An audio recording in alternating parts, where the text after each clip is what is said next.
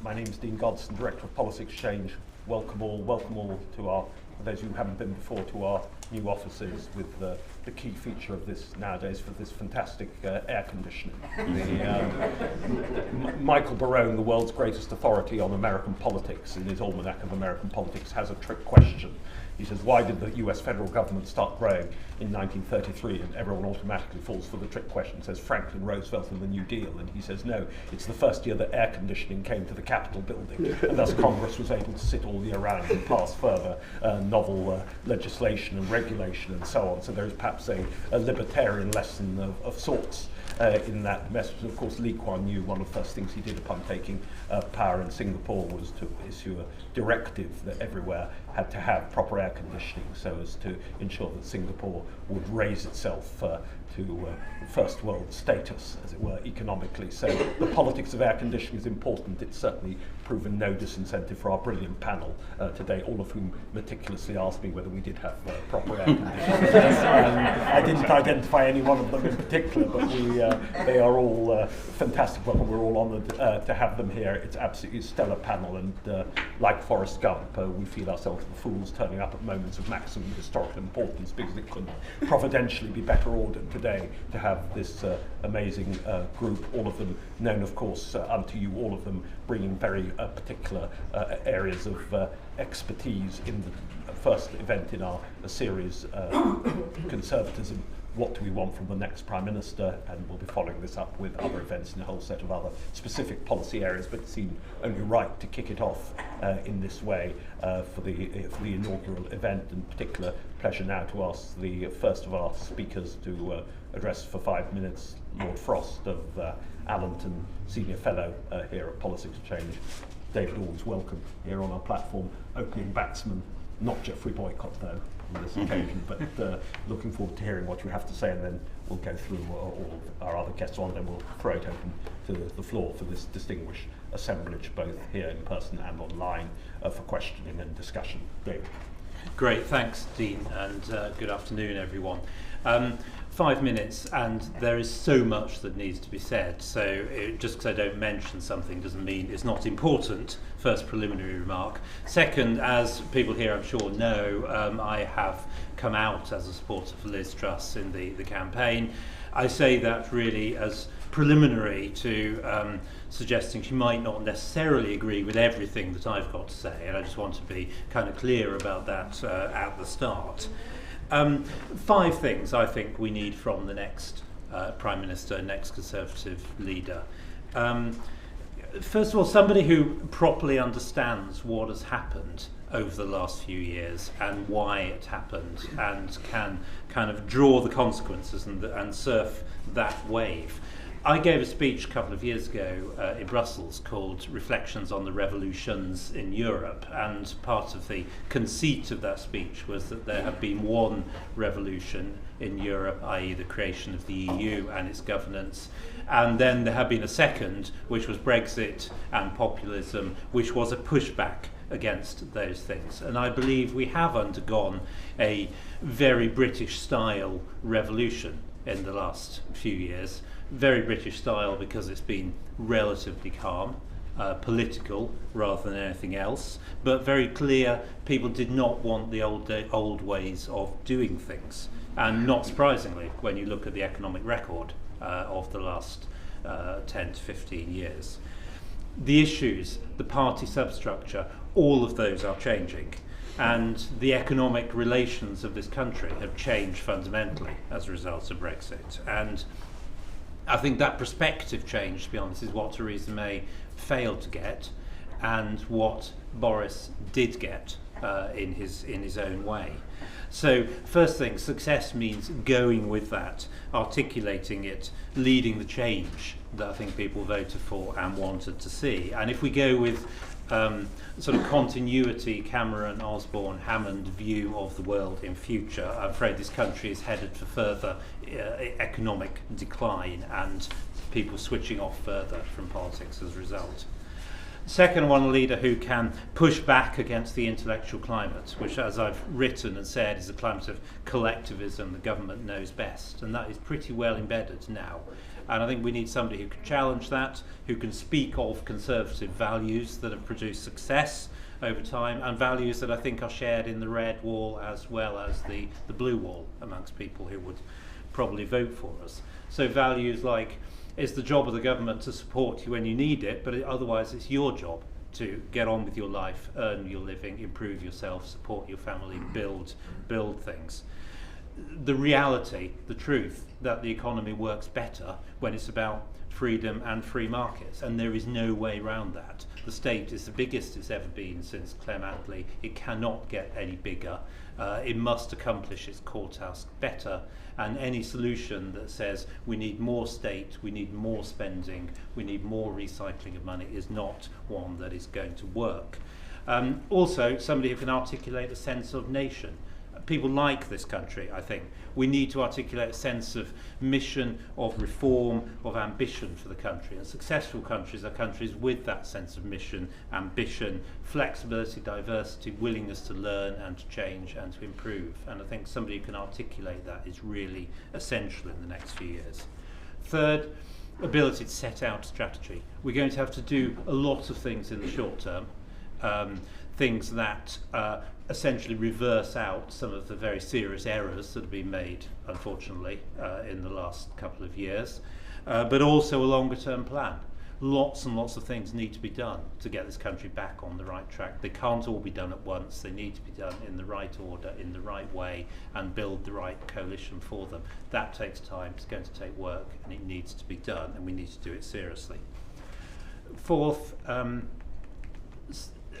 we all have in mind, I think, for the next Prime Minister, sort of paragon who can do everything. And in real life, of course, it's never like that.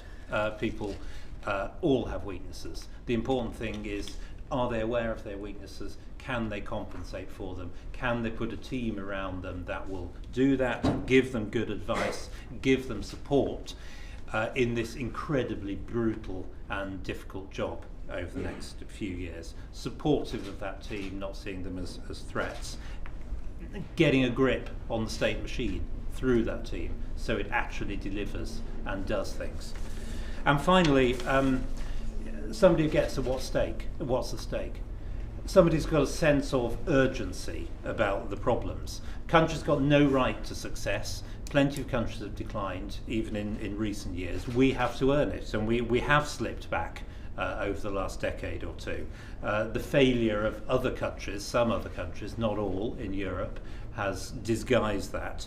And if we don't face reality, we're never going to recover. And I do worry that the sort of establishment in this country don't realise this and can't face up to the problems. One of my favourite quotations by Alfred Sherman, who of course was one of the great originators of the Thatcher Revolution, and he said, you can wake somebody who is asleep, but you can't wake somebody who is pretending to be asleep. And I think too much of the establishment is pretending to be asleep, not looking at the problems, not facing them. So we need somebody who gets that, can shake us out of the complacency, and can get the country onto a new path, the Conservative path. Thanks. Thank you. Thank you very much. I now turn to Camilla Cavendish. Okay. If you're happy. Sure. Brilliant, good. Who obviously, as you all know, star columnist on the Financial Times, distinguished author, and particular debt of gratitude from us as one of our founding mothers, as a trustee of Politics Exchange in the early days. Thank you for all your help. Thank you for coming to our platform today, and look forward to hearing what you have to say. Thank you. So I feel slightly as if I've blundered into the wrong room, I have to be honest. You know, this debate is titled Conservatism. I have always seen myself as a Conservative. I was, as Dean said, a founding board member of Policy Exchange. I was head of policy for David Cameron, but I sort of can't help feeling that some of what is being debated in the Conservative Party has just lost touch with the reality that I live in and the reality for the people that I care about in this country. And I don't know whether I have changed. I don't think I have changed. I think the Conservative Party has changed fundamentally, and if the party doesn't do something about it, it is going to lose a lot of moderates like me. It has already lost a lot of moderates. And I would remind the people on this panel that David Cameron for a long time polled better in the country than the Conservative Party on those kind of lovely matrices that pollsters like you like to do. You know, he tended to poll much closer to where people were. But actually, I'm much more interested in the country than the party, and I think it would be great if we could have some debates about the national interest, which is not a phrase you seem to hear very often from a party which just seems to me is so stuck. I mean, David, you talked about the establishment being stuck, and I'd love to know a lot more about who you think the establishment is. You clearly are now the establishment because you're a peer. So you've decided to take on that role, but you're styling yourself as a radical, I guess. But I just anyway, I think there's a certain level of confusion. So I've only got 5 minutes, so let me sort of say. I mean, look, I think we've got a really low bar here after the last few years in terms of what we want from a prime minister, right? I mean, I suspect most of us would like someone who's honest, and that actually doesn't just mean saying you're going to be honest. It means actually grappling with real trade-offs and being brave enough to explain those trade-offs and being consistent in your policy, as well as all the other stuff about not breaking rules that I'm sure we would all agree with. I think it also means being collegiate. I think it's absolutely vital that the next Prime Minister promotes the real talent in the party. There are still plenty of very good people who should be in the cabinet. Some of them have been on the platforms that we've seen. We cannot afford to have another Prime Minister who makes appointments on ideology or to protect themselves. And that's true of any leader. And, third, just does their homework. I mean, some of us on the platform have worked very closely with Prime Ministers. You're having to make 20, 22 decisions a day. You have to be across the detail. This should not be a big thing to ask, but actually it has become a big thing to ask. And personally, I don't think that all of the candidates who are currently standing are capable of being across the detail that they should be. And obviously, we would all like someone with a brilliant intellect. Now, as David said, no one is going to fulfill, we're not looking at the Paragon, we haven't got Zelensky, we can't bring back Nelson Mandela, right? We've got to deal with what we've got. And I've written elsewhere about, about the candidates. But I think I'd just like to come back to a couple of things that David said. You talked about surfing the wave. You said, the next person needs to properly understand what's happening in this country and surf the wave. And I'd love to know more what you mean, because it seems to me that we are spectacularly failing to surf the wave. It seems to me that we didn't really have a plan for what's happened, and that we have capitalised on a groundswell of genuinely held opinions that globalisation wasn't working for people. I spent years writing about this, by the way, that mass immigration wasn't working for people. I'd love to know more about what you think the answers are. And I think, as you've suggested, David, economics, finding our place in this new world, is absolutely vital.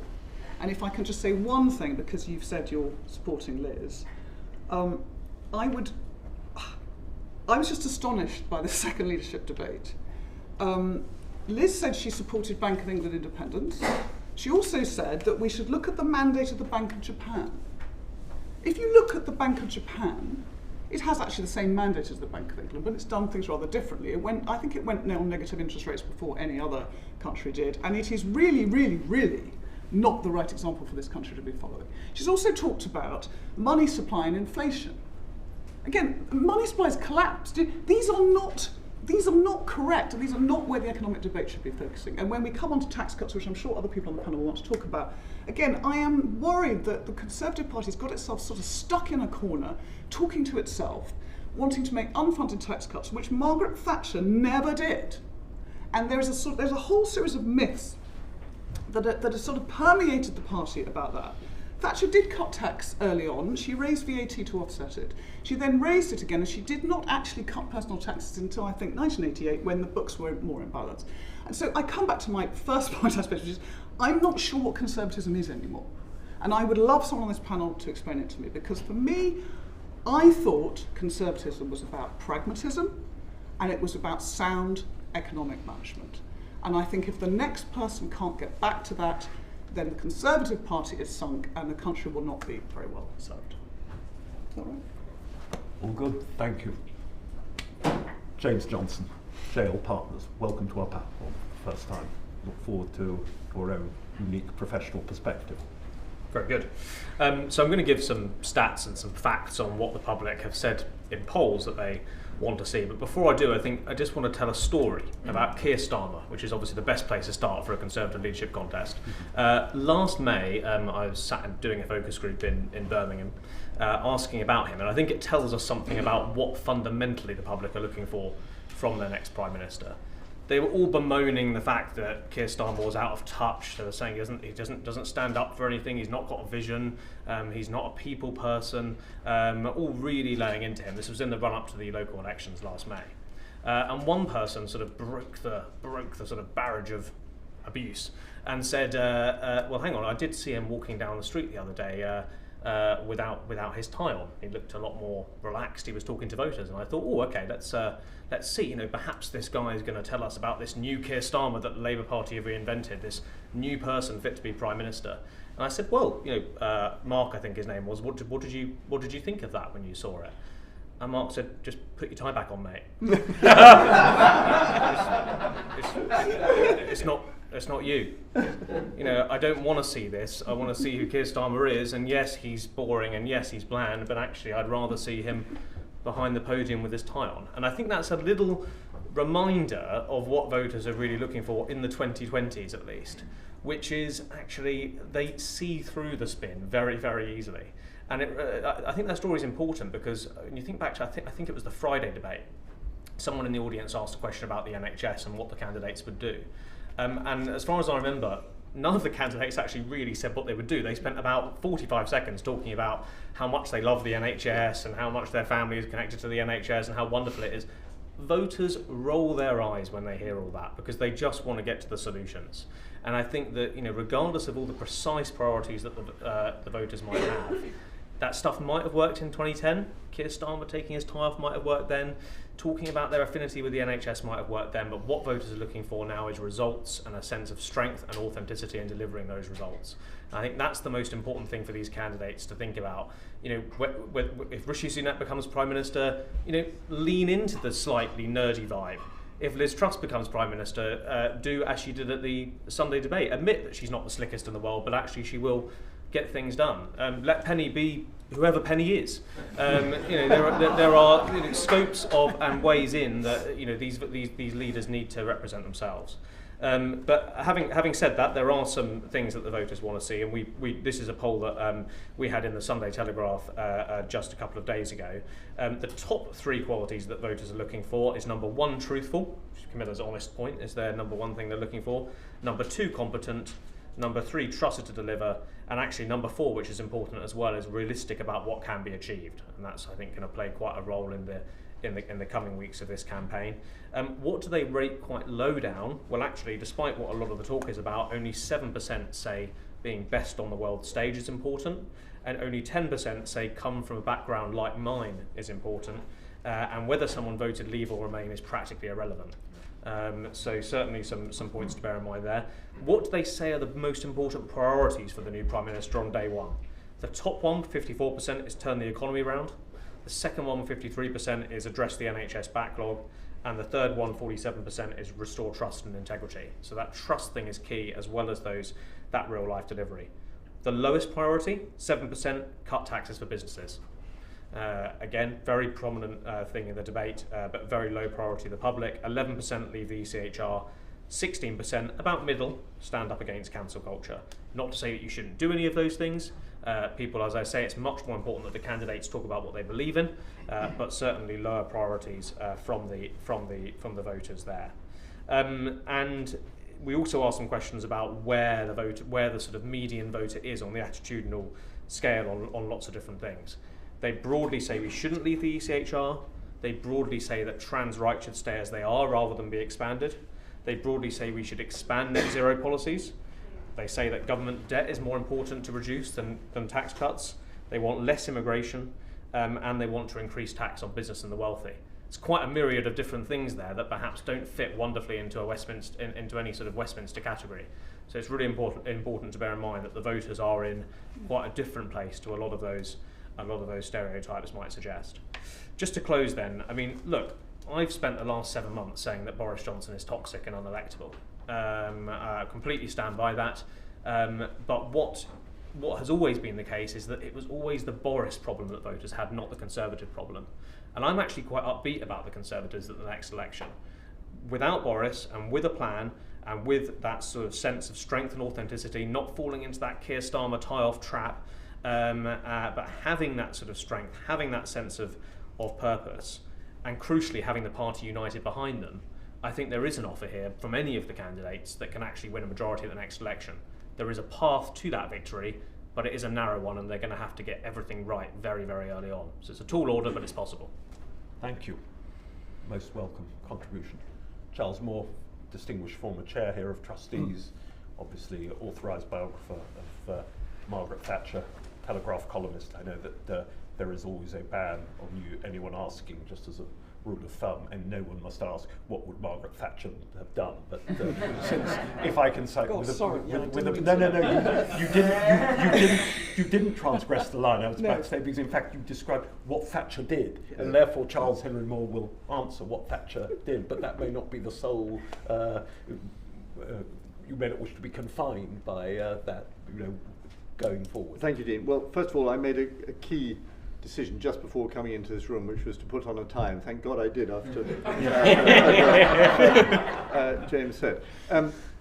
Like Camilla, I'm not speaking as a Conservative with a big C. I sit in the Lords as non-affiliated, and therefore I don't perhaps have quite the same perfectly natural obsession that a Conservative with a big C would have of whether the Conservative Party can win the next election. It may be better. There may be many reasons why it should, but I'm not sort of personally engaged in that. And I do observe about the point about winning elections, which obviously is totally vital in any democratic party. But there is a problem about it in modern times, which is that we have had quite a lot of leaders who are very, very good at winning elections, but not so good at the next bit. So this would be true of Tony Blair, and it would be true of Barack Obama, in my opinion, and it would be true of Boris. I think you need to pause and think about that, because that gift to win an election is absolutely a fantastic gift. And Boris, by the way, had it in a way that I can't see even faintly replicated in any of the candidates. So this is a serious problem for the Conservative Party. They probably pleased to be rid of him now, but the way he won the last election was absolutely fabulous and most unusual, and that should be borne in mind. But then if you, what I think then turns out to be lacking when you have these sort of candidates is, who I describe, who is very good at winning the election, is basically what do we do next? And this is a well-known political problem in modern times. When you look at Mrs. Thatcher, she did have a massive advantage, though it didn't seem like it at the time, which is that she started to think about this 5 years before she became Prime Minister. Because after the Tories lost the first election in February 1974, and then they lost the second one, from then onwards, so roughly the middle of 1974, she was thinking about this very, very hard. What's wrong with our party? What's wrong with our country? And how do we put it right? And then she became leader in February 75, and she had more than 4 years to work out what she thought and what she meant and how to say it. And so when she got into office, she had worked out a lot of that. And I do remember at the time as a young journalist that when things were going very badly for them, which they were for a long time between 79 and 82, what kept a lot of people going was you sort of knew what she wanted. Even if it wasn't coming through and succeeding at that point, you knew what it was sort of for, where it might be going, and therefore possibly what might happen next. Take privatisation, for example, which she hardly did in the first term, but you sort of knew that's where one of the things she was working towards, and it was all part of the overall picture. And the same with trade union reform, step by step. And it was also to do with her personality, of course, because it was what Ferdy Mount called her angry will was sort of present in the whole system all the time. And this has clearly not been apparent recently, and I don't think it was apparent really with Theresa May or Gordon Brown. To some extent it was apparent with David Cameron, I think, in the sort of moderation that Camilla talks about, but it wasn't sort of visionary. And what was going on, and here I come to the point about honesty and integrity, where I think people mistake it if they put, and I agree again with Camilla on this, that though the things about breaking rules and things are important, they are secondary compared with what is the fundamental integrity of a politician is, does he or she understand the problems that really matter and try to deal with them? And that has been missing for a long time, and they need to be kitchen sinked, as they say in the city, and they are very big, and I'm not going to, I haven't got the time to make a lot of detailed things about what should be said exactly, but the fundamental problems include the fact, and perhaps are dominated by the fact in my view, that the West is basically losing. So this has never happened before in our lifetime. And so Russia is an immense threat to world peace, but China is by far the more severe threat to our whole sense of ourselves. And when you look at what's happening in the Ukraine war, you notice, for example, that actually we can't really corral all that many other countries in international institutions to get what we want in this situation, because China's literally bought up quite a lot of them. And they all have the same vote in the UN, obviously not in the Security Council. We face a serious problem about that, and it's an economic problem and a political power problem, a strategic problem, and a sort of values problem. So we still, I think, believe quite strongly in our values, but they are, in some sense, losing, and they're losing within, to some extent, because, broadly speaking, of wokery. Now, I'm not going to sort of disentangle all the complications there, but I think all these points need to be recognised, and in economic terms, another thing needs to be recognised, which is that we have done badly by most people in our society economically in the years of quantitative easing. Yeah. And what happened, so fundamentally, having no interest rates and abolishing the idea, therefore, of the price of time is massively advantageous to people who have assets and massively disadvantageous to normal people, if you like. This is still not really addressed. So any leader needs to, and this Mrs. Thatcher did do, because as well as talking about economics in very good household terms, she also talked about the world situation. That's why she was called the Iron Lady, her attack in opposition on the spread of Soviet power. And somehow you link all these ideas, if you're a really good leader, you link all these ideas into one sort of coherent narrative about what's happening to the world and therefore to us, and how this would matter to the British people and the pound in their pocket. Not that people have a pound in their pocket anymore, because we all have cards, but you see what I mean. And therefore, and so one of the things that's frustrating me about this government, which actually has done some good things, but I don't know what damn thing it's going to do next and why. I can't see the sort of what the sort of story is taking me through it. And so for example, I think it's actually very, very bad that we are chasing net zero in this way. I don't mean to minimize the dangers to the world of global warming, but net zero is fundamentally an arbitrary target invented for sort of political reasons and propaganda reasons.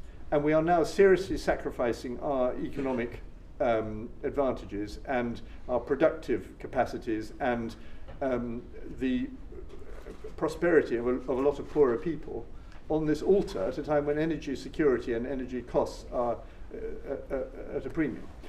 And so that sort of thing needs to be argued through pretty honestly and pretty clearly. And I don't really think the candidates have kitchen sink that. It's difficult for them in the contest, I do accept that.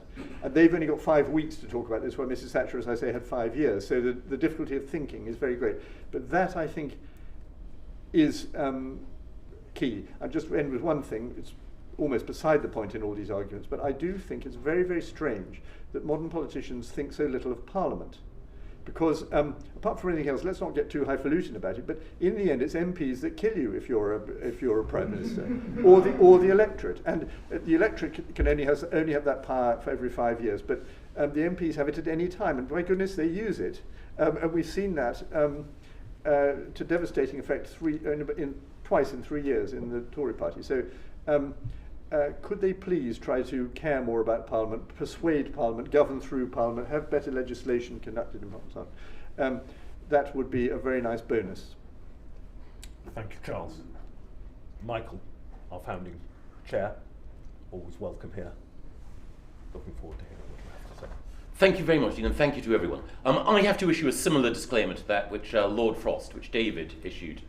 I am a declared supporter of Kemi Badenoch in this campaign. I hope she wins. But it's important to stress that what I'm about to say is not what Kemi thinks. One of the reasons I'm backing Kemi is that she disagrees with me on lots of stuff. She's told me so. She's explained to me when I was Secretary of State where she thought that I was going wrong. And I had the experience that I must imagine that cabinet ministers had in the early 1980s in finding that some of the verities which they had held dear were being taken a bit apart, brick by brick, by a young woman who was easily their intellectual superior. So I think it's important at this stage to enter that disclaimer. The reason that I'm supporting Kemi is because I think she has three qualities which are reflected in what we've discussed so far, which any new leader, any new Prime Minister will need. Courage, conviction, and clarity. I won't elaborate how Kemi exhibits these virtues because I'm here to talk more broadly, but I think that all of the respondents so far on this panel would agree that those three things are essential. The next thing that I wanted to say is that people have invoked in different ways the examples of David Cameron, Margaret Thatcher, and others. I'd like to conscript from the past another ghost, and that is the ghost of Charles de Gaulle. Toute ma vie, je me suis fait une certaine idée de la France.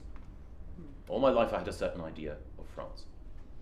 What the next Prime Minister needs is a certain idea of the United Kingdom.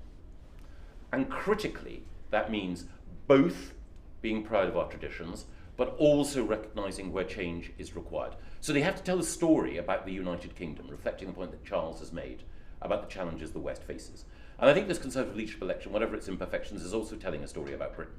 The diversity of candidates put forward and the fact that so many of them are so impressive tells us something about the success of the United Kingdom. A multinational, multi-ethnic state, which is a success because of its institutions and because of its inclusivity. And that is one of the things that we need to be confident about. The United Kingdom, because of the way in which our parliamentary system operates, because allegiance to the United Kingdom is allegiance to a set of institutions and principles rooted in our tradition, that is a model for other countries. I don't think there's any other advanced democracy that has a legislature genuinely as diverse as ours, or an executive, or would have a centre-right party exhibiting such diversity. But confidence in a state is much more than that. It's also confidence in how the state operates. And I think the most important argument is not whether or not we should pursue this tax cut or that. It is what the state should do. And my view is the state should do fewer things better. We need a strong and effective state, limited in what it chooses to do. I'm not a minimalist. I'm a Hamiltonian rather than a Jeffersonian. I believe that there are certain essential functions that the state needs to do better and which we fail to deliver at the moment. There are some core functions, giving you your passport, giving you your driving license, which are simply at the moment not functioning, but there are also broader issues, huge issues, like defence procurement, or the way in which we invest in science and research and development, where a variety of bureaucratic impedimenta have accreted over time, and we are no longer providing people either with the efficient delivery of services or the effective focus on what the state should do. And I think that's because we have become a government and an administration that is knocked off course by powerful stories that are told by people with a mission, and our own sense of mission has not been strong enough to resist that, and our confidence in our own arguments has not been strong enough to resist that. The other thing that I would add in the same way is, if you have a certain idea of the United Kingdom, then you do have to, please forgive me for using this phrase because I know that many people don't like it, you have to be committed to levelling up. One of the fundamental structural problems in the United Kingdom is geographical inequality. It's inequality overall. It's a social mission because there are so many people in this country in poor schools without the skills they need, without the opportunities to succeed. But it's also an economic mission because if different parts of the United Kingdom are all performing as effectively as the South East, the East and London, then we would be the strongest economy in Europe. And this is a moral challenge to us all. It won't be the state that drives it, but the state has a role, particularly when it comes to research and development and improving education. And we've got to focus on those essentials, not on peripheries, in order to ensure that we're making the most. Because again, the Conservative Party, in true Gaulish tradition, is a national party, or is it is nothing. The Conservative Party is stronger, not just more politically effective, but stronger ethically for representing people on average and below average wages. And it has to be part of the Conservative Party's mission to recognise that one of the reasons why there was a reaction against globalisation is because it saw increased inequality. We're going through a period now of relative deglobalisation. That means reshoring of jobs. It means greater resilience in how we look after supply chains. That is an inevitable consequence of where we've been. We should not throw the baby out with the bathwater. We should remain a party of free markets and free trade, but we also need to recognise that unless we have an answer to the economic discontents that globalisation has pursued, what we will see is greater polarisation, populist answers of left and right, and therefore that focus on delivery is required in order to deal with them. The final thing about national self-confidence is, of course, that means looking after our borders. Of course, that means maintaining a control on immigration. And one of the striking things about the EU referendum is that this country is now more open in attitudes towards migration than for generations, because we have that control. Similarly, I'm a huge advocate of free speech, and I believe it's the free exchange of ideas that generates progress. But you also need to be aware of what is happening. One needs to be aware of what is happening in the debates that are going on at the moment. Culture is upstream of politics. Many of the arguments that are dismissed as wokery, and indeed many of these are arguments in which I do not wish to engage because I consider them to be peripheral to the central challenges of our time. But many of these arguments are being driven by people who envisage a bigger role for the state, who don't believe in the integrity of the nation, who don't believe in the idea of a national community and solidarity within our borders. They want to undermine that by going for a zero-sum game of identity politics, a war of all against all, but in particular, a war of all against all in which our economy becomes reduced to a system of spoils rather than a way of generating opportunity and rewarding merit and hard work. All of these are challenges that any Prime Minister, whether they're Conservative or Labour, are going to have to face now. But I think, as David pointed out right at the beginning, we need to recognise that the challenges in 2022 require us to think differently from the way in which I thought when I entered Parliament in 2005. And I've laid out what I believe is the approach. Final thing I was going to say with reference to what Dean mentioned. People often dismiss the idea of Britain being Singapore on Thames. And Singapore is sometimes singled out as though it were a libertarian utopia. It's not. The real choice, in a way, for some on the right is between Lee Kuan Yew's Singapore, not that I'm in favour of people, smoking in public and having bubblegum, Lee Kuan Yew, and Cowperthwaite's Hong Kong. Cowperthwaite's Hong Kong was all in favour of dismantling the role of the state. Lee Kuan Yew believed in a strong state in order to ensure that his country prospered. I'm not endorsing every single one of his positions, but I do believe that what we need is the resolution, the sense of purpose, and the sense of vision that he brought. If we can combine Alexander Hamilton, Lee Kuan Yew, and Charles de Gaulle in one woman, then I think we'll win. Thank you. Great stuff. So, over to the floor, usual house rule, no question too outrageous for our panelists, you just have to state your name and organisation first. Whom do I see question from? Sorry, I'm slightly blinded by the light. Somebody here, yes, lady in the second row, if you'd be so kind as to give the microphone so we can hear you. Name and organisation, please. My name is Marta Ortegon. I'm academic. Originally, I'm from Colombia. I'm a British citizen as well. And I'm going to try to articulate what I am going to propose. Can you ask a question? It's a question for our panelists. Yes, it is Thank a you. question. The question would be if they are able to support a genuine, natural partnership between the government and hardworking people to provide the private investment that this country needs and to solve the solution, starting by the housing crisis. That is the question. The question, the proposal is, consider a real partnership between individuals, hardworking people, families, and the government. Not to provide money, not to pour money.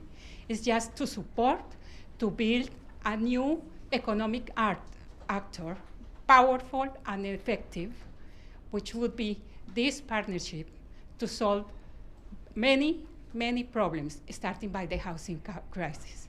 I structure a scheme which is called. Sorry, it's a question. The question is, yes, please. sorry. Please, I think we've The got the question idea is, of the question. would you support a partnership between the hardworking people and the government to provide solutions for themselves, for individuals, hardworking people? That is, and if you do, I would like to propose you listen to me after, not now, Okay. about what is the idea that Thank you. I have been advocating 20 years, for 20 years, investing. Okay, my time. Thank you. Who wants to come? Who wants to ask? Since you're you a use former- a position, perhaps we might take questions in 2 or 3, and then you can put us to the test on Well, the essentials. If anyone want to come in now, is there anyone? Gentleman there. Jeremy Thomas, interested spectator. I'm sorry, the heat is doing things to my voice. Turning to the question of structures, in order to achieve the various aims, the various objectives that have been, thank you, various aims, various objectives have been set out by members of the panel, how far might we need to face the fact that the duties of Prime Minister, as presently conceived, have become too onerous for any one individual to accomplish satisfactorily? And how far would any new Prime Minister benefit from the help of a hyperactive deputy? I must say that Michael's reference to conviction and credibility in reference to a certain candidate did ring a bell in my mind. In short, that the role of a deputy Prime Minister might be recognised by the Constitution and used to advantage. Okay, who wants? David. On that specific point, I have written advocating something very close to that. I think it is very important to. It's really a response, I suppose, to Camilla, although I'd like to come back on a couple of things she said. But it is obviously important that a Prime Minister can master the detail up to a point. No Prime Minister can do everything. The question is, where do you define that point? And I think in many ways, as long as there is obviously a kind of basic understanding, the ability to articulate principles, to have those principles, to explain them, and to be clear enough about them so that everybody who works for them knows what they are and can act in accordance with them. I think that is in some ways more important than the ability to sort of assimilate huge amounts of detail that inevitably changes over time. So I think you're right, basically. You need to find a way of empowering people as well as the leader to make things happen, in my view. Anyone else want to come in now? Any of our other panellists? James. Just very quickly, yeah, I think that point about the deputy is very interesting. I think it speaks to a wider point that there needs to be that strong cabinet, and there needs to be that strong set of responsibilities, that strong sense of everybody moving in the same direction. A lot of people criticise the debates over the weekend for showing, this sort of Tory maelstrom. But actually, I think one of the things that those debates have done is increased quite a lot of those candidates' awareness amongst the public, which can be put to good use in the future, whether it's Tom Tugendhat or Kemi or whoever it might be, who may well serve in the next cabinet. I think that's a real strength, actually, of this leadership process. And I think also getting back to that point where number 10 and number 11 are working together really closely, I think that's absolutely key. There's always going to be a bit of inevitable institutional tension. If there wasn't, then the system wouldn't be working. But actually having the Treasury and number 10 at least pulling vaguely in the same direction will really help. And I think it comes back to Charles's point about the clarity of some of the messaging that's out there and the need for there to be this sort of sole message coming from the centre. I think that is absolutely key, and you didn't have a sense of that over the last few years, whether with Theresa May or with Boris Johnson. I mean, I think earlier this year we saw a lot of briefing that there was going to be a big focus on Brexit ahead of the next election, a big focus on culture war. Now, I would say those things are the wrong priorities, and actually the things that are really going to resonate with the public are some of those things we talked about, the NHS backlog, cost of living, the economy. But if you choose those things, at least talk about them consistently. I think earlier this year there was a point where the government weren't even saying the wrong things right. And that is the key, that message discipline, which we saw in the run-up to the 2015 election, and we saw even in the 2019 election, the Conservative Party getting back to that is absolutely key. Charles. Can I just say, the lady who asked about housing, I would tend to be suspicious of the idea, I must say, of a sort of government partnership. Not quite sure what it would mean, but I think she's absolutely right about the massive problem of housing in this country, which is supposed to be a great Tory strength and is now not at all, really, and is very intergenerationally conflicted. This is very much to do with what we were talking about earlier, about how the inflation of assets that has happened in recent years. So if you have a house already, you've become much, much richer, and if you don't, it's become almost impossible to get a house. I wouldn't frame this quite as Michael does in terms of the word inequality, because I think that's essentially a socialist word, and what it tends to mean is that you think you've achieved something by making rich people poor. What you're trying to do is make poor people richer. And it doesn't matter if somebody's very rich, but what does matter very much is that the poorer people are getting less poor. And what's happening now is that both metaphorically and literally, people are living in smaller and smaller rooms. Their economic opportunities are contracting. And that's particularly actually physically visible in what you can buy for your money for a house.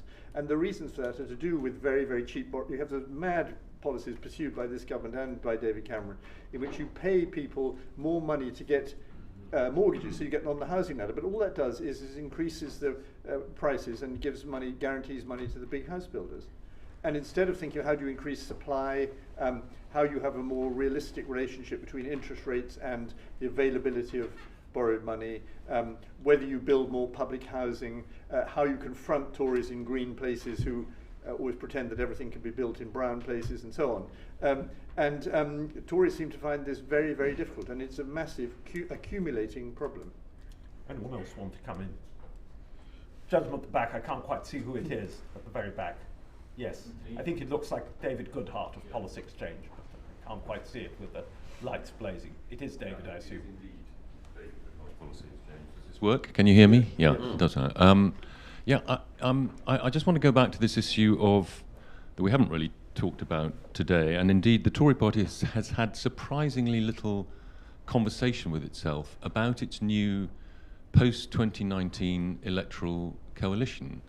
I mean, partly because of Brexit, that the Tory coalition post-2019, the people that have voted Tory are considerably different to previous Tory coalitions. And there's a divergence of interests and there's an alignment of interests in lots of different areas. I mean, essentially there is a much bigger, poorer group from the Midlands and the North, much more dependent on public services and so on, as well as the traditional, more affluent, more southern-oriented part of the Tory coalition. And I want to know from a new Prime Minister that they've thought about this, I mean, from the point of view both of the country and of the Tory party itself, and how those interests, where those interests diverge, where they align, and how you can produce a story about that coalition. And levelling up was one story that has gone a bit quiet since the White Paper, but it was kind of, that was, as it were, for the new part of the coalition. You know, how are the affluent Southerners supposed to feel about it and partially fund it? How can they be, as it were, how a story can be told that motivates them to feel that they're relevant to it as well? Michael, do you want to go? Well, I think David is right, and again, I hesitate to segment the electorate in the way that pollsters are far better equipped to do. But I think that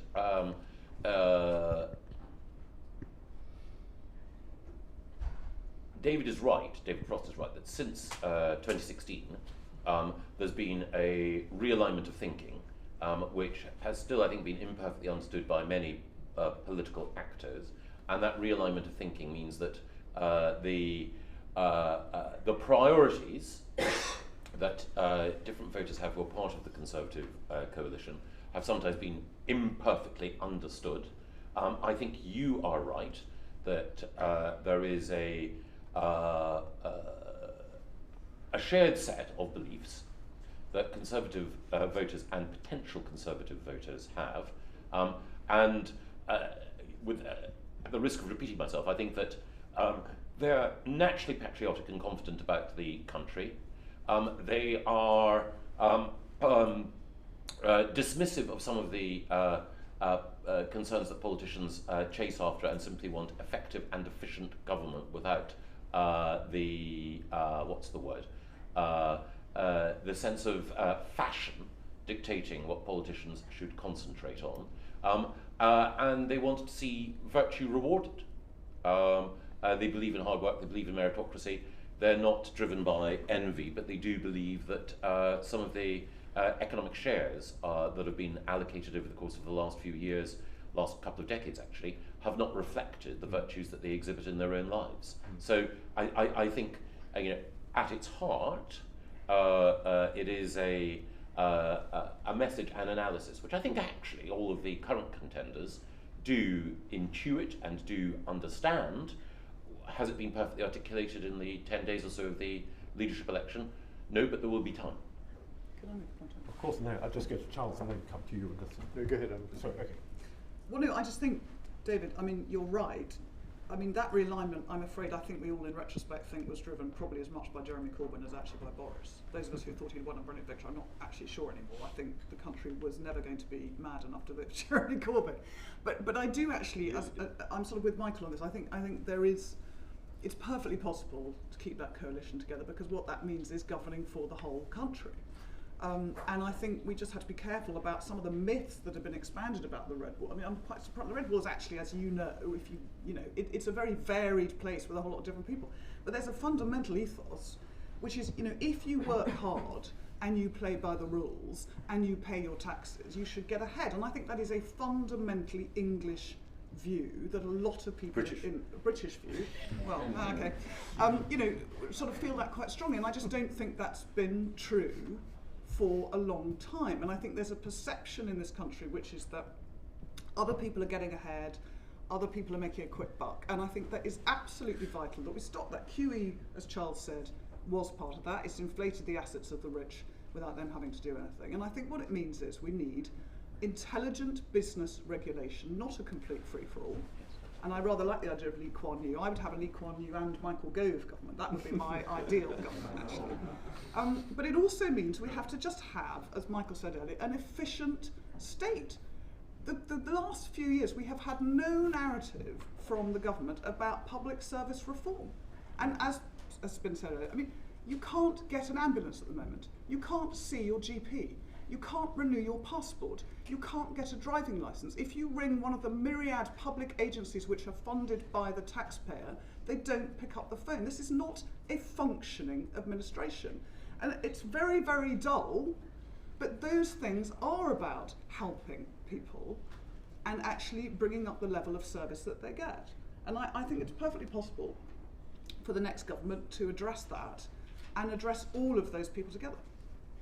Charles, did you want to say something? Can I just come back on that? This, I think it's very easy to say, and of course I agree, that a lot of public services aren't functioning and need reform, but it isn't enough just to say that. You have to say, what are you actually going to do? And every time people like me and others say the civil service isn't functioning properly, the state isn't functioning properly, we're told, A, we're pouring scorn on hard-working civil servants. Second, we're told state reform is not a project that people care about. They care about other things. You have to tackle this. We're always told that we have a Rolls-Royce civil service, and the problem is that ministers don't make their will clear, and when they do make their will clear, things happen. Well, ministers made their will clear about coming back into the office several months ago, and yet it is still not happening. So I believe there is something very fundamentally wrong in the way the civil service and the state, as currently constituted, is working it, and tackling that is a major task. We all agree there's a problem. David? I've written endless reports on how to do this. I do think the civil service needs reform, but the truth is we have 100,000 vacancies in the NHS right now. That's not the civil service's fault. That's because a lot of people have left this country. Unless we fill those vacancies, the NHS is going to fall over. That's not a civil service problem. That's a ministerial level issue that has to be dealt with. That's all I'm saying. Some of these public services, you can't just blame Whitehall in this square mile that we're sitting in.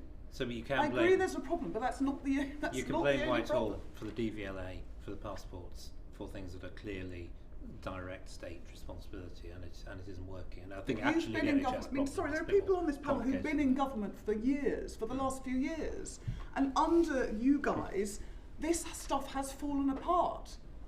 So why haven't you done something about it? Sorry, I mean, literally, two of you have been in this government for the last however many years. Well, it's really all Michael's fault. So poor old David's only just arrived. Everything David did in government, everything David was asked to do in government, he delivered. So it's my fault. James. Just to come back to David's point, yeah, I think it's absolutely right. I think it's harder to find areas of consensus because I think we've all sort of got the slightly wrong idea of what the trade-off is between North and South, between Red Wall and Blue Wall. I think we often think that the South are sort of the sort of trendy middle class voters in Brighton, Kemp Town who voted Remain. They stopped voting Conservative in 2016, 2017. Yet the Conservatives have been able to get a landslide majority since then. Those voters are gone. The question is, how do you balance Bishop Auckland, Durham North West, the new seats in the north with places like Swindon and Reading and Colchester, places that are much more marginal in the south, but do not look like those super trendy seats.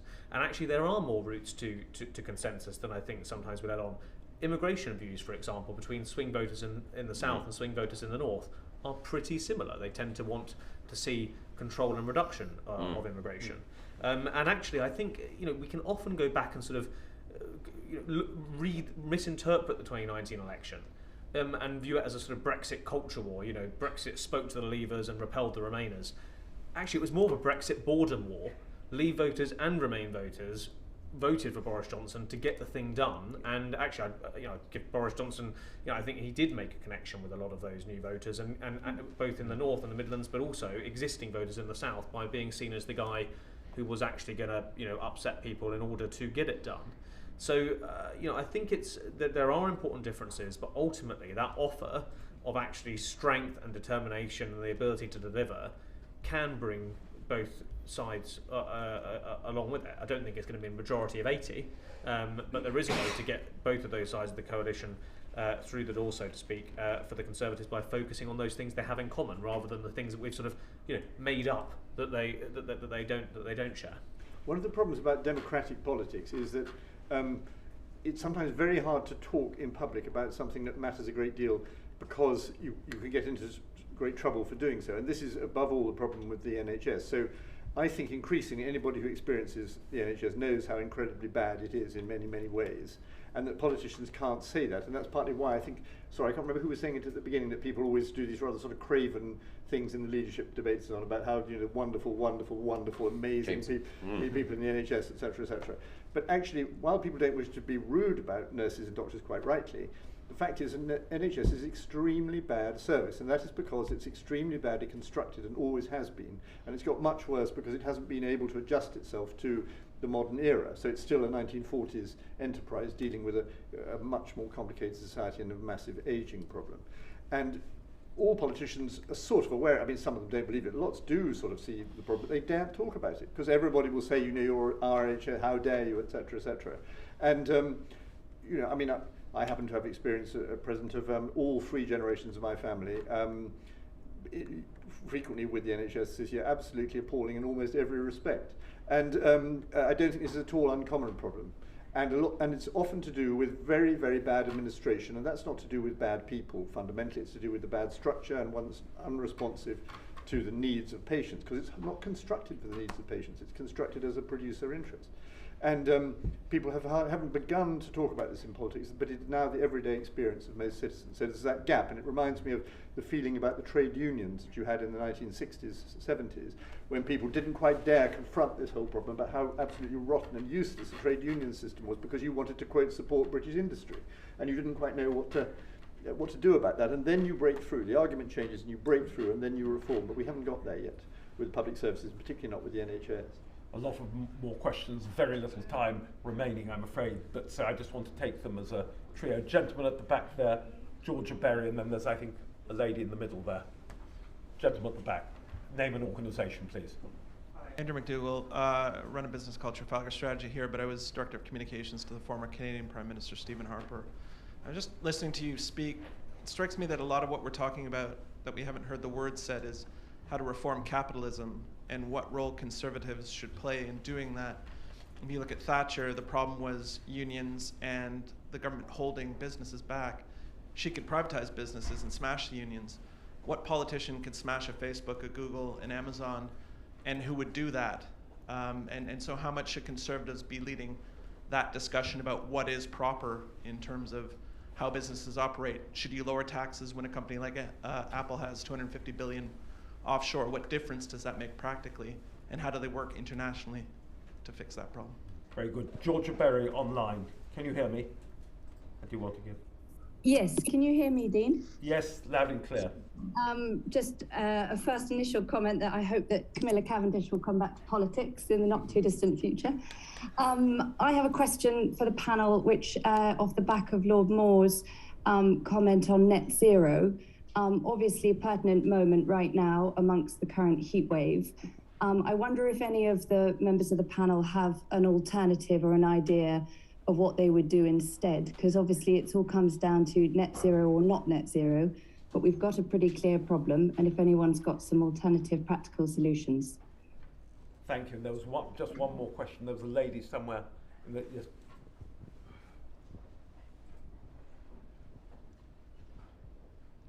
Name and organisation. Hi, Maria Aurora from Sky News. It's a question for Michael Gove. So I wanted to know about, you support Camilla Cavendish, as we know. There's been some reports that Liz Truss's campaign team, are potentially asking Rishi Sunak's team to lend them votes because they're so worried about Penny and Kemi. So if that's the case, how would you respond to that? And a quick follow-up, do you think Westminster has underestimated Camilla Cavendish, and if so, why? Very good. Who wants to go first? Here's Tony Benn would say on the personalities, not the issues, which he always said one shouldn't focus on. David, do you want to answer?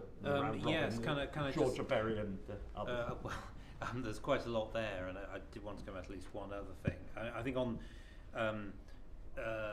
Google and all that, I mean, I definitely think competitive forces in the economy need to be increased over where they are. I think we need a more active CMA. We need to encourage competition and new entrants, things a bit more than we are doing at the moment. So that would be my sort of broad brush answer. Net zero I've written quite a lot on. I think we need to invest, I mean it's a huge question obviously, but in short, we need to do much more for gas as a transition fuel, including but not only fracking. We probably need to get serious about nuclear in a way that we aren't at the moment. And I think we should stop kidding ourselves that windmills are going to solve our problem in the short run. I just think we are fooling ourselves about what renewables technology can do at the moment and risk running into serious problems. Can I just, well, I've got the floor and maybe the last chance, just respond to one point Camilla made, where you said, I think at the end, conservatism is about pragmatism and about sound economic management. And I mean, nobody's in favour of unsound economic management, obviously, but I think pragmatism, I think it's very difficult. I think politicians need to bring and articulate principles to how they solve the problems. And if one looks at the two things that you mentioned, James, as the biggest concern of voters, getting the economy on track, dealing with the NHS backlog. I mean, obviously we want to do those things. The question is, how are you going to do it? What are the tools that you are going to use, and what are the trade-offs? And you have to be able to articulate that. You have to say that my route to it is a little more taxation over time and not so much NHS reform, or you have to be willing to say that the right solution is lower taxes, wider reform to get the economy going, and state reform. And I think there are different ways, there are different descriptions, there are different philosophies of what sound economic management means. That doesn't take you down one route, it takes you down a choice of routes. And I think politicians should be clear about which one they prefer, and I'm kind of clear about which one I prefer. And I think that's where the Conservative Party has been for a long time and will win again in the future if it is. James, answer to the trio of Yes, I think. I mean, I would agree entirely with that. Just to pick up on David's point there, I think that we are sort of. I think the public are sort of crying out for a bit of return to conviction. It's interesting when you ask people. I do these focus groups all the time, and you spend a lot of time with people talking about how bad everybody is and how doomed all of politics is and how they've lost trust with anyone. And when you ask them who out there might be better than, you get a silence. And occasionally you get Piers Morgan, and then you get people looking back and saying, well, maybe he wasn't great, but at least he believed in something. Maybe let's get Tony Blair back. And I think I'm not suggesting at all that we need to get either of those people back in government, but I think it speaks to what people see as as what's missing.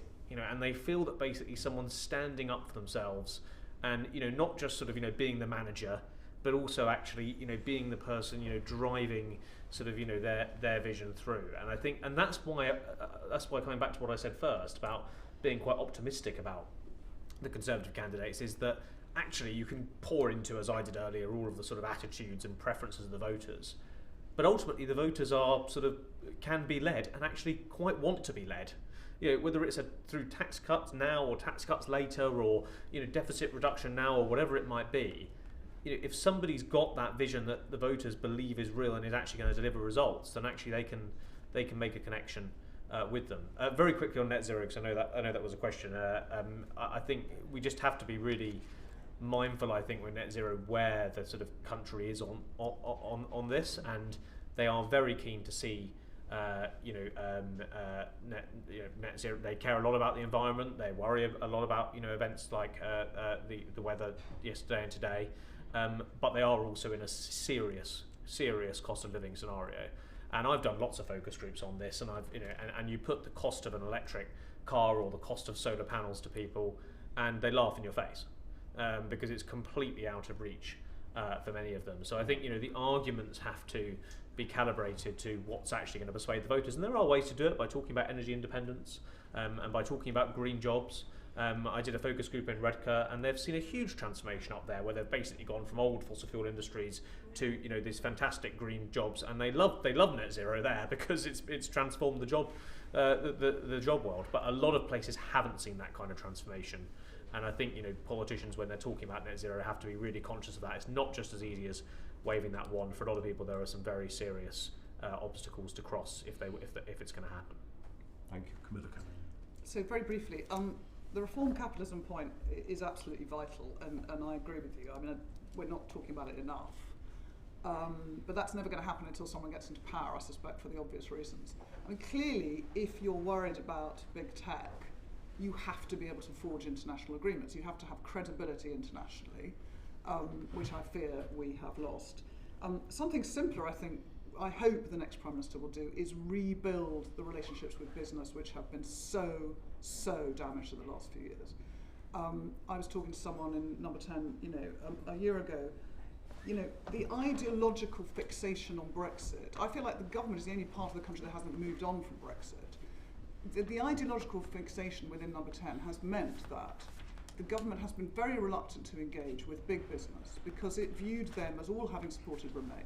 And unless we rebuild those relationships, and unless we start to actually unleash proper business investment in this country, we're not going to have much capitalism, let alone reformed. So that's what I say on that. On the net zero stuff, I mean, I think I've been a climate campaigner for 20 years, and the most boring thing you can talk about is energy efficiency. And Insulate Britain were criticised because they shut down motorways. But actually, fundamentally, they were making a really sensible point, which is if you insulate homes, people will be able to afford to heat those homes and have a better quality of life. Instead of which, the Conservative Party has framed these people as some kind of rebels who needed an entire police crime and sentencing bill, by the way, to prevent them ever having to do this again. But the fundamental point they were making is perfectly sensible. You could have a massive nationwide insulation. Labour tried it. Other governments are just very bad at it. But there are some perfectly sensible things we can do. Nuclear takes at least 10 years. I do agree with David, we're going to need baseload power for a long time, and we need more R&D, but I'd also think we could do carbon capture and storage. These things have been around, we just have to get on with them. Charles. Well, I'll just say on that there are many, of course, James must be right, and the people must be right, that environmental problems are very, very important. But net zero is an invention. It is an invention about how we have to do a particular thing in a particular way by a particular time. And like all inventions by politicians, that comes back to bite you. And it doesn't really help anything. And it starts to incur massive unnecessary costs and misallocation of resources. And also, it's competitively massively disadvantaged because it depends on the whole world agreeing to it. And though in theory the whole world has agreed to it, we all know that China and India, who produce the vast amount of emissions in the world, and we only produce about 2%, are not obeying it, and they're not going to obey it. So it is utterly pointless what we're doing at present, and it is dangerous, and it's affecting, like so many things constructed in modern life, it's damaging poorer people, or if you like, ordinary people, because it seems so delightful to better off people and it makes them feel good. But it really is an illusion, and it's important. And I'm very pleased to answer the Kemi Badenoch. Somebody mentioned Kemi Badenoch, that she's brave enough. It's very interesting. I feel a bit of a dam being broken that a leadership candidate can actually say more or less what I've just said about net zero, because it's been a dreadful unanimity which has obscured the problems. Michael. I shan't say any more about net zero in the environment. In the time that I was Environment Secretary, I said too much about all of these questions, so people grew bored, and that's one of the reasons I was moved. But if you'd like me to on a different occasion, I can wax lyrical about a variety of different aspects of what we should and can and will continue to be doing on the environment. On the reform business, yes, we can't go after the FANGs yet, Facebook, Apple, Netflix, Google. What we can do is deal with some of the oligopolies that we have nearer to home, like the water companies and the volume builders. But it's also the case that I think Camilla makes a good point as well, which is that there are many people within the business community and individual entrepreneurs who took a Remain position in the referendum with whom we have not engaged as effectively as we might. We mustn't have a corporatist relationship with big business, but we do need to have a sensible pro-enterprise position, challenging those businesses that have erected or wish to keep barriers to entry for competitors, but also supporting those who might be critical to our future and have a pro-market approach in their DNA. On this specific question that our friend from Sky asked, we'll find out at 3 p.m. whether or not people have underestimated Kemi. Very good. Just a final query. I think, James, if I understood right, you said that relatively low salience of the international crisis presently in people's concerns. Just interested, obviously, Charles, it probably would have had a low salience even at the time Thatcher did the Iron Lady speech. And I'm just interested, just for asking the panelists, the importance of this for what we want from the next Prime Minister. The international crisis, whilst it doesn't, isn't top compared to cost of living, it's nonetheless part, to use a term of art, of a core competency of a Prime Minister and how much it does matter. Yes, the Prime Minister, far more than anybody else in politics, is supposed to be able to grasp these questions. And they are far more important now than they've been for many, many, many years. And they're not understood. So it's absolutely vital, yeah.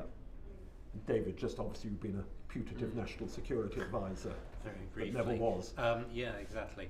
I mean, there might be many reasons, James, you'll know better than I, as to why they're low salience, and one reason could be that people don't think it touches their daily lives and can't feel they can do much about it. I suspect they still think that, I've seen other polling that suggests people think it is still quite important that Britain stands for something in the world, is taken seriously, is effective, stands for certain principles, even if it's not something that kind of day-to-day affects people. So I think it is an important core competence for a Prime Minister, and it's one reason why experience in that is so important. Brilliant. Anyone else want to come in? Anyone? Nobody? Good. Thank you. Thank you all for coming. Been an absolutely brilliant panel. Thanks to the air conditioner, I say cool as cucumbers, even if the debate, I hope, generated both heat and light in the course of that. But thank you to our brilliant panel, and please join us.